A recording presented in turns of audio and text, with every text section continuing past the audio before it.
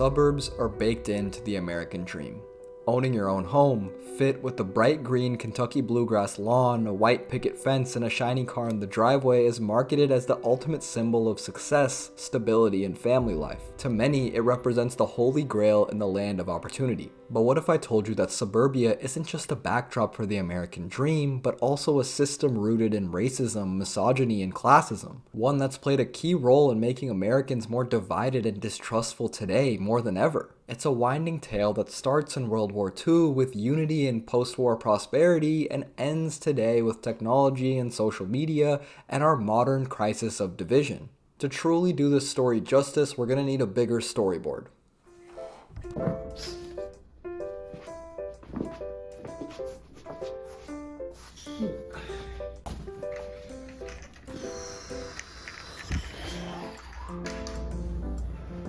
Now, to begin our story, we're going to have to go back to the roots of suburbia. And for that, we're going to need to travel almost a century back to the end of World War II.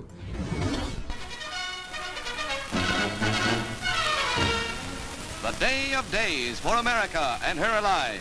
Crowds before the White House await the announcement from the president that the Japs have surrendered unconditionally. The rise of American suburbia as we know it today starts all the way back in World War II. Suburbs emerged as a response to urban overcrowding, industrialization, and a post-war desire for a peaceful, more spacious family lifestyle. Mass home production techniques, pioneered by developers like William Levitt, allowed for the construction of entire suburban communities, such as Levittown, one of the first major planned suburbs at a low cost. 5 years ago, this was a vast checkerboard of potato farms on New York's Long Island. Today, a community of 60,000 persons living in 15,000 homes, all built by one firm. This is Levittown, one of the most remarkable housing developments ever conceived. These developments offered middle-class families a version of the American dream: a private home, a yard, and a safe environment to raise children at an affordable price. Around the same time, the government passed the GI Bill, which made homeownership not only more accessible for returning soldiers but more affordable by giving them favorable lending terms and low down payments to ensure that they could build generational wealth through housing. Culturally, suburbs represented a newfound stability and prosperity in contrast to the perceived chaos of city life. The rise of car culture further cemented their appeal, as automobiles made it possible to live further from city centers without sacrificing convenience.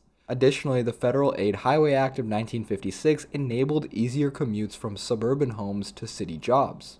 Shopping malls, schools, and community centers soon followed, making suburbs self-sustaining hubs of American life. Brand new suburbs combined with generous government financing created a perfect storm to provide both returning veterans and middle-class families a golden opportunity at homeownership and stability after the war. However, this opportunity for peace and prosperity was not one that was welcome to all. To learn more, we're going to have to take a trip to the bank.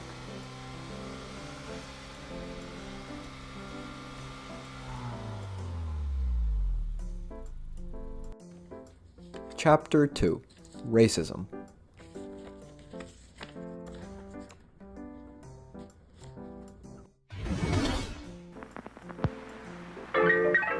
Do you have money jitters?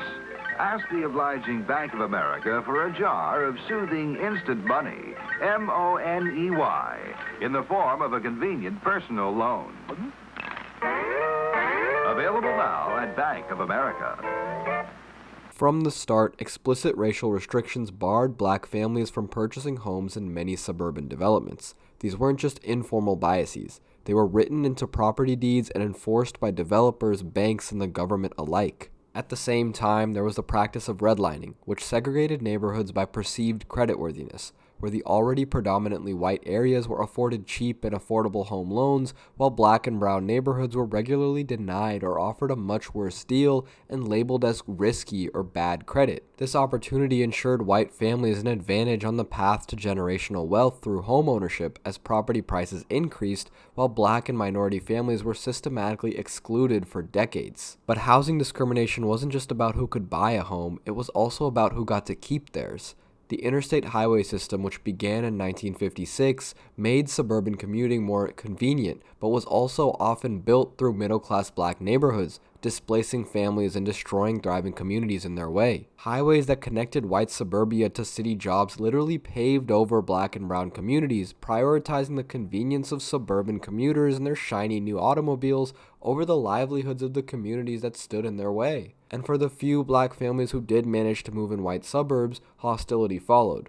Take the case of Daisy and Bill Myers, an upper-middle-class black couple who moved to Levittown, Pennsylvania in 1957. Their arrival was met with immediate and violent resistance. White neighbors gathered in mobs, hurled rocks, and held nightly protests outside their home, all in an effort to drive them out. Law enforcement did little to stop the harassment, and local officials refused to intervene. Do you think a Negro family moving here will affect the community as a whole? Definitely. In what way? I think that, well, the property values will immediately go down if they are allowed to move in here in any number. The Myers experience wasn't exactly unique. Across the country, black families who moved into white suburbs faced everything from intimidation and vandalism to outright violence. Many white residents, unwilling to live in an integrated neighborhood, chose to leave instead, a phenomenon known as white flight. This exodus further cemented the racial divide between predominantly white suburbs and the struggling urban centers they left behind. Well, I just could not live beside them. I don't feel that they should be oppressed. But I moved here, one of the main reasons was because it was a white community. And that's the only place I intend to live. If I have to leave Levittown, I will do so. But suburbia wasn't just riddled with racial exclusion, it was also built in with strict misogynistic undertones. The rise of suburbia wasn't just about home ownership, it was about reinforcing a strict traditional view of American family life, one that placed men as breadwinners and women as homemakers. Let's drive back home to see what this ideal suburban family looks like. Chapter 3. Misogyny. The nuclear family, a working father, a stay-at-home mother, and their children became the idealized model of suburban life, heavily promoted in post-war America. Many of these ideals still underpin many of our beliefs to this day of what a family should look like. This wasn't just cultural, it was actively encouraged by governmental policies, media, and economic structures that made it difficult for women to step outside of these traditional domestic roles. See, during World War II, women entered the workforce in record numbers, taking on jobs in understaffed factories and offices to support the war effort. But once the war ended, the message was clear: go back home. A big part of this regression of social norms stemmed from a fear of communism in the late 50s and early 60s. If a person supports organizations which reflect communist teachings, or organizations labeled communist by the Department of Justice, she may be a communist. If a person defends the activities of communist nations while consistently attacking the domestic and foreign policy of the United States, she may be a communist. Women in the Soviet Union were often physically strong and took up jobs in factories, not fitting the traditional beauty standards of the West. This, combined with an influx of returning war veterans re-entering the domestic job market, prompted the US to reinforce gender norms of beauty and domesticity in an effort to keep both the identity and economy of America strong. Suburbia was marketed as an escape from the workplace, a promise of modern appliances, spacious homes, and a safe environment to raise children. But in reality, it was a trap, designed to keep women financially and socially dependent on men. Government policies reinforced this dynamic. Mortgages and home ownership incentives were structured around a single male breadwinner's salary, making it nearly impossible for women to gain financial independence or leave unhappy marriages. Divorce carried immense social stigma, especially in communities where a woman's identity was entirely tied to her role as a wife and homemaker. And while this nuclear family model was marketed as this wholesome universal ideal, it was largely a white middle-class fantasy. Black and working-class women had long been in the labor force out of necessity, often taking on domestic work for wealthier suburban families while being denied access to those same suburbs themselves due to racial or income inequality. Now that the house is done, let's go outside and get some fresh air and space, and where better than our local parking lot. Chapter 4. Cars and Classism.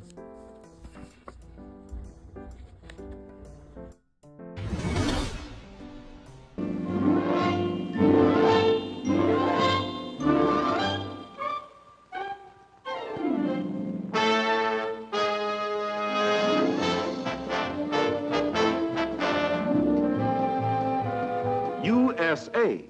See your Chevrolet. Start the 60s right with the finest Chevy ever. Suburbs were built around car dependency, which reinforced class divisions by making car ownership a necessity rather than a luxury.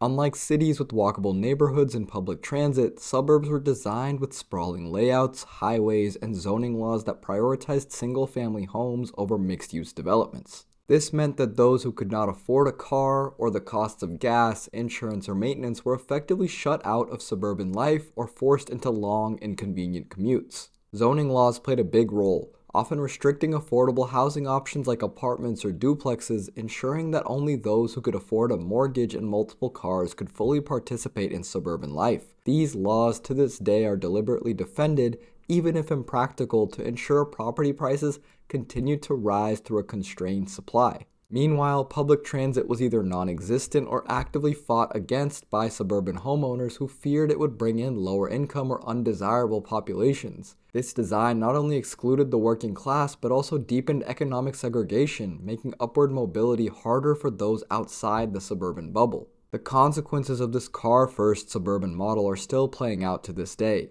Traffic congestion remains worse than ever, urban sprawl has wreaked havoc on our environment, and public transportation remains underfunded and inefficient in most of the country. But perhaps the most ironic consequence of suburban sprawl is how it has drained the very cities it was designed to escape from. High-income earners who work in urban centers often live in the suburbs, paying property taxes there instead of the cities they rely on for employment. This has hollowed out American cities, contributing to their economic decline while further propping up suburban wealth. It's a self-propagating cycle, where those families who were afforded the opportunity to live the suburban dream in the early 50s were ensured an easier track to generational wealth as property prices continually increase, while those who were initially excluded face higher and higher barriers to entry as the years have gone on. The sad part is, cars have long lost their status as a symbol of economic mobility and freedom from the 1950s, and now merely represent a tedious entry ticket to even play the game. Let's take a trip to our local shopping center to learn about how walkability has been put behind a paywall as a result of suburbia.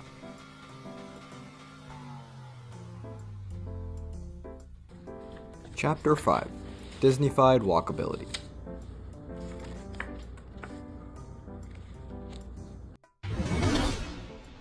It's easy to assume America has always been car dependent, but that's only been true for the past century. Throughout the 1800s and early industrial era, the US was a leader in continental railways and urban transit, with streetcars, trams, and pedestrian-friendly walking centers. One of my biggest frustrations with the modern suburban landscape is just how impractical walkability has become. Yes, these suburban developments were designed as an escape from cities, but now have erected this paywall in the form of owning or having regular access to a car. To presume that Americans don't like walkability to me is a misguided conclusion. The problem in modern US cities is that walkability has been quote-unquote Disney-fied. Pedestrian-friendly spaces are treated like luxury experiences, reserved almost exclusively for vacation hotspots and tourist zones. Think Disney World or the Las Vegas Strip. It's not just tourist destinations either. The invention of the shopping mall was created by Austrian architect Victor Gruen in the early 50s as a mixed-use development which resembled European neighborhoods, fit with the central plaza of shops with residential units, parks, and offices surrounding. While that central plaza sounds familiar, the rest probably sounds a bit absurd,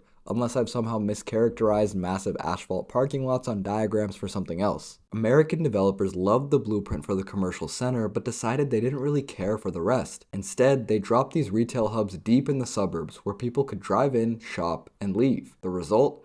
A blueprint for commercial convenience with almost none of the organic walkability or charm that made it so compelling in the first place. The irony of the shopping mall's history is quite a laughable example of American capitalism winning out over its community, so much so that the visionary of the shopping mall himself, Victor Gruen, hated what his blueprint had become. In the years after malls began popping up nationwide, he fully distanced himself from the shopping mall, publicly stating in a speech in 1978, just 2 years before his death, quote, "I refuse to pay alimony to those bastard developments.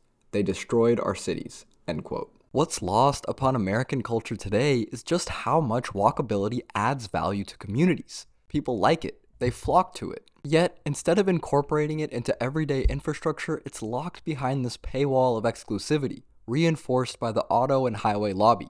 But for me to sit here in 2025 and say that all suburbs are bad is pretty reductionist and I think just a lazy argument. As someone who's grown up in suburbs his whole life, there are definitely many redeeming qualities to growing up in a suburb. As critical as I am of suburbs, I do want to acknowledge the many positives they bring to millions. For many immigrants, suburbs are the tangible representation of the American dream. My parents immigrated from Delhi, India, which is perhaps as crowded, noisy, and overstimulating a place as you can find. For many who pursue the American dream, my family included, that richly manicured front lawn is quite literally the greener grass on the other side they worked so hard to get. The insulated nature of suburbs also shielded me from much of the harshities of the real world. There's literally memes about being from the suburbs, which implies that you've never been exposed to crime or real adversity at a young age, which from any parent's perspective is kind of the point. And while the history of racism, misogyny, or classism are embedded into suburbs and still exist today in many ways, it's again reductionist to reduce the suburbs down to those negative traits that the Imagineers baked in. Suburbs are now much more diverse and provide economic opportunity now more than ever for families of all cultural backgrounds and economic statuses to have their opportunity at space and the American dream. Inventions like remote work, delivery apps, and the rise of mixed-use communities are also reducing car centricity in suburbs. But let's talk about that more. Technology in the suburbs. Where I feel the biggest problem in suburbia exists today is the lack of real-world exposure in a world that's more interconnected than it's ever been before. Let's order some delivery from our local food mart to see how our chambers of convenience are now suffocating life in the suburbs. Chapter 6. Convenience Chambers.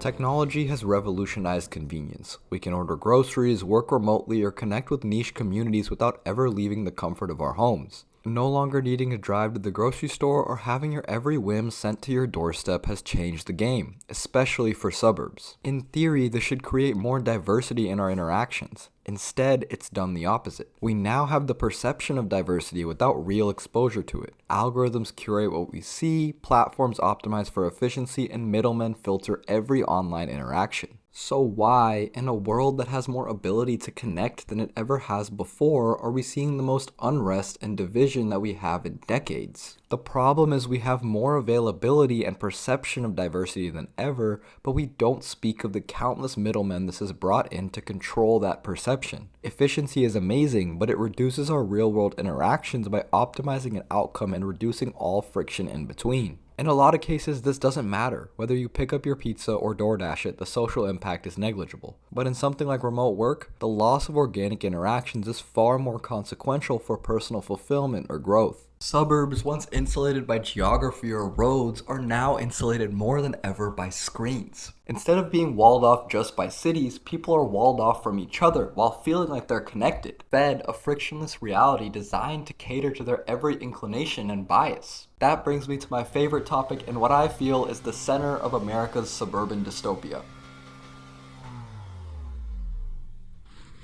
Chapter 7. Social Media.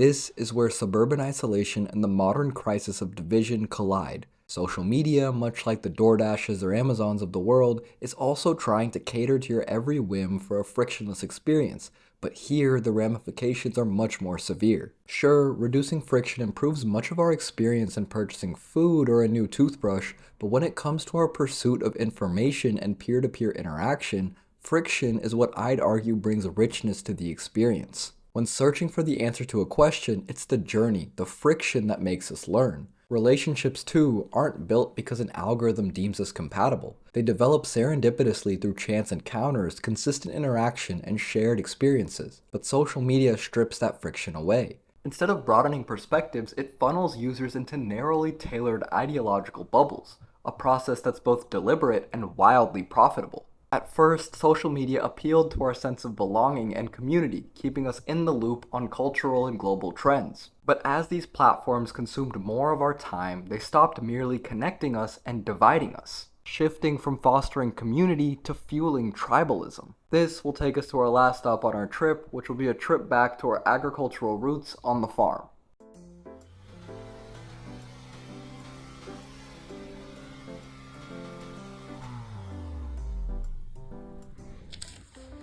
Chapter 8. Tribalism.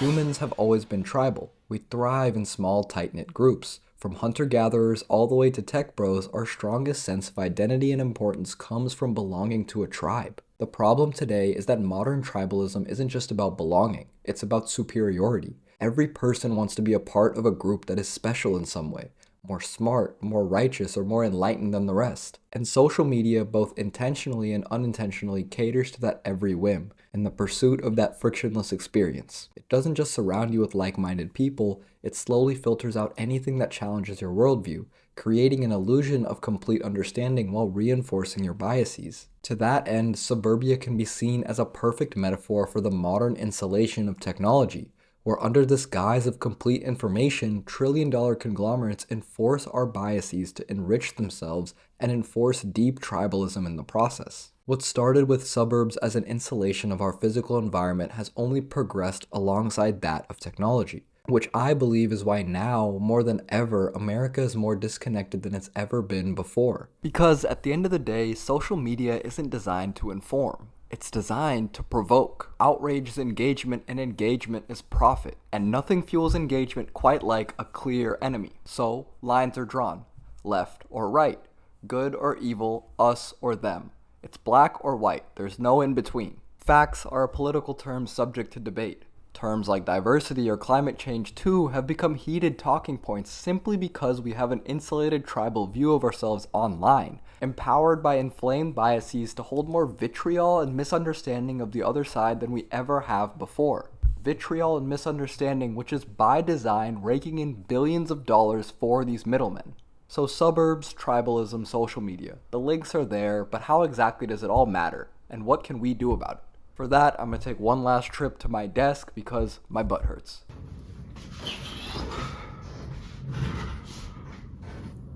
To best illustrate, I'd refer to an experiment in empathy conducted in 2016 which ties everything together, where passionate pro-gun advocates and anti-gun reformers, people who had fought viciously online, were invited to spend a weekend in person together. Both sides showed up out of spite, ready to battle. But after hours of conversation, something unexpected happened. They didn't just argue, they listened. Each person was paired with the supposed adversary, and soon the room shifted. Stories of loss were shared, voices wavered, and before long there were tears, even hugs, with no enemy line dividing them in sight. The experiment didn't end in perfect harmony by any means. No one switched sides per se, but it proved something crucial. Friction isn't what tears us apart. It's what binds us together. Face to face, these people realized they weren't as far apart as they had once believed. And more importantly, they weren't nearly as deserving of each other's hatred. Whether in suburbia or online, insulation breeds division. We are not just tribal creatures, but social ones first. Our strength and intellect comes not from surrounding ourselves with sameness, but from engaging with different perspectives, different experiences, and yes, even discomfort. So I urge you to step out of your bubble. Seek friction.